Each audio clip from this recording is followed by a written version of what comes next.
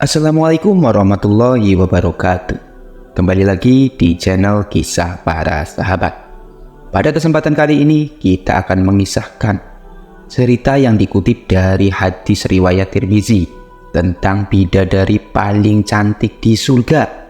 Di dalam Al-Quran dan hadis banyak dijelaskan mengenai bidadari-bidadari surga. Mereka adalah makhluk ciptaan Allah yang sangat cantik jelita. Tak hanya itu saja, bidadari surga juga memiliki akhlak yang sangat baik, tidak berkata kotor, berucap dengan mulut yang santun, dan mereka menundukkan pandangan. Mereka diciptakan Allah dalam kondisi selalu perawan dan tidak pernah menua. Para bidadari surga diciptakan dengan bentuk dan sifat paling sempurna. Rasulullah SAW bersabda bahwa sekiranya salah seorang bidadari surga jika datang ke dunia, pasti ia akan menyinari langit dan bumi, serta memenuhi antara langit dan bumi dengan aroma yang harum semerbak. Sungguh tutup kepala seorang wanita surga itu lebih baik daripada dunia dan seisinya. Hadis riwayat Bukhari dan Muslim. Dari semua keindahan dan kecantikan bidadari yang telah disebutkan, ternyata ada satu bidadari yang paling cantik parasnya. Ia bernama Ainul Mardiyah. Bidadari ini diberikan Allah untuk hambanya yang berjihad di jalannya. Kisah mengenai Ainul Mardiyah, bidadari paling cantik ini, terkait dengan kisah seorang pemuda yang berusia antara 15 hingga 17 tahun.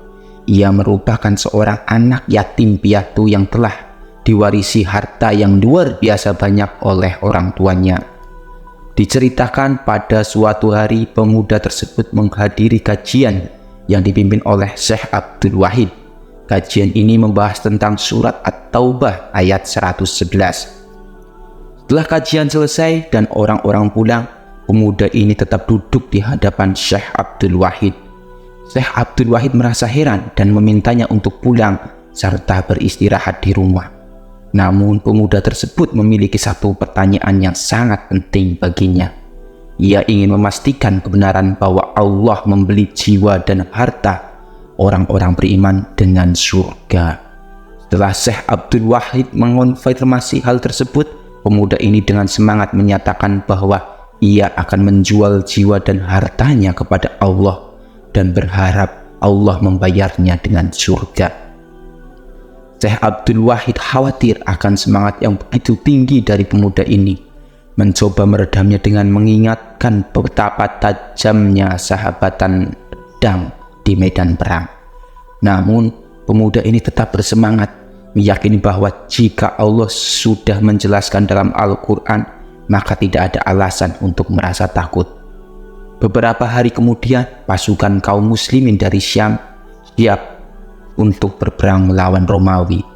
Pemuda tersebut adalah yang pertama datang membawa semua harta yang dimilikinya dari warisan orang tuanya. Ia menyerahkan seluruh hartanya kepada Syekh Abdul Wahid, menyatakan bahwa ia tidak ingin kembali ke rumah, tetapi ia ingin langsung ke surga. Tekadnya yang kuat membuat Syekh Abdul Wahid terharu hingga menangis. Pasukan pun berangkat. Sepanjang perjalanan di siang hari, pemuda ini membaca Quran, mengulang-ulang hafalannya, dan berkhidmat kepada para mujahidin.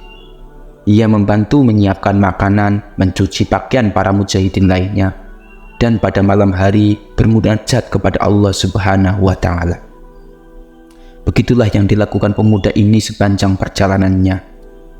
Suatu ketika saat merasa lelah, pemuda tersebut tertidur di siang hari. Dalam tidurnya, ia bermimpi bertemu dengan seorang laki-laki yang mengajaknya menemui Ainul Mardiyah. Dalam mimpinya, ia dibawa ke sebuah kebun yang sangat indah, penuh dengan wanita-wanita cantik jelita. Mereka memberitahu bahwa ia adalah suami Ainul Mardiyah dan memandunya untuk terus berjalan hingga bertemu dengannya. Di sepanjang perjalanan, pemuda ini bertemu dengan kebun-kebun lain yang dipenuhi surga-surga yang penuh kecantikan melebihi yang sebelumnya ditemui. Tiap kali bertemu, mereka mengarahkan pemuda itu untuk terus berjalan hingga bertemu dengan Ainul Mardiyah. Akhirnya pemuda itu tiba di sebuah kebun dengan sungai yang airnya adalah anggur. Di sana ia bertemu dengan bidadari yang kecantikannya berkali-kali lipat dibandingkan yang telah ditemui sebelumnya. Mereka semua adalah pelayan dan pembantu Ainul Mardiyah. Terus berjalan, pemuda itu akhirnya sampai di tempat yang sangat indah dengan sebuah kemah yang terbuat dari intan dan permata. Di depan pintunya ada seorang bidadari yang sangat cantik yang kemudian memanggil Ainul Mardiyah untuk keluar. Ainul Mardiyah muncul dengan cahaya yang terpancar indah, membuat mata pemuda itu terbelalak. Harum tubuhnya membuatnya serasa terbang.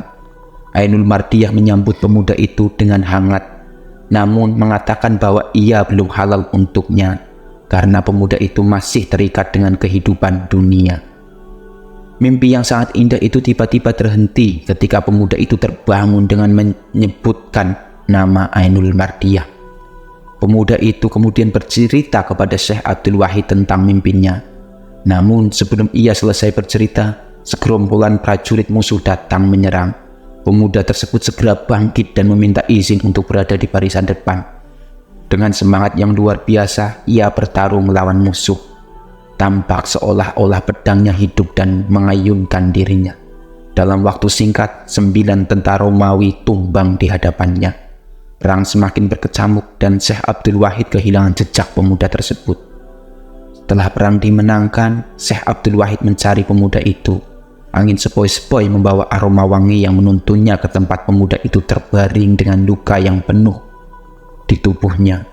Pemuda itu tersebut meninggal dunia dengan syuhada di waktu berbuka puasa dalam keadaan berpuasa. Demikianlah mengenai kisah pemuda yang mendapatkan bidadari paling cantik di surga yang bernama Ainul Mardiyah. Semoga kita semua dapat mengambil hikmah dari kisah ini. Jangan lupa untuk like, komen, dan subscribe channel ini. Saya doakan semoga panjang umur, bahagia dunia akhirat, sehat selalu, dan kaya raya. Bila taufik wal hidayah. Wassalamualaikum warahmatullahi wabarakatuh.